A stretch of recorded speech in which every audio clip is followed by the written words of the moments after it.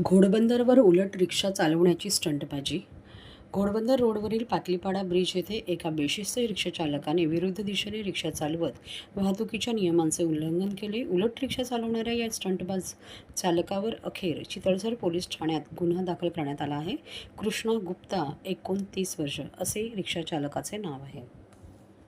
कळवा खारेगाव कावेरी हाईट्स येथे राहणाऱ्या कृष्णा गुप्ता या चालकाने गुरुवारी दुपारी ठाणे स्टेशनवरून घोडबंदर रोड पातलीपाडा येथे जाण्यासाठी शेअरिंग 2 प्रवासी रिक्षात घेतले.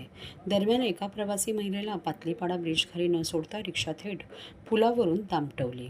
तसेच त्या प्रवासी महिलेला सोडण्यासाठी पुन्हा पातलीपाडा ब्रिजजवळील उतरणीवरून विरुद्ध दिशेने रिक्षा नेण्याचा प्रयत्न केला.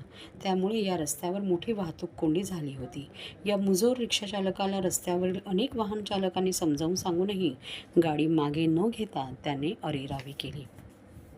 रिक्षाचालकाच्या बेशिस्त वर्तणुकीचा व्हिडिओ सोशल मीडियावर व्हायरल झाल्यानंतर या घटनेची वाहतूक पोलिसांनी दखल घेतली. रिक्षाच्या नंबरवरून कळवा येथे राहणारा रिक्षाचालक कृष्णा गुप्ता याचा शोध घेऊन त्याच्याविरुद्ध गुन्हा दाखल केला आहे.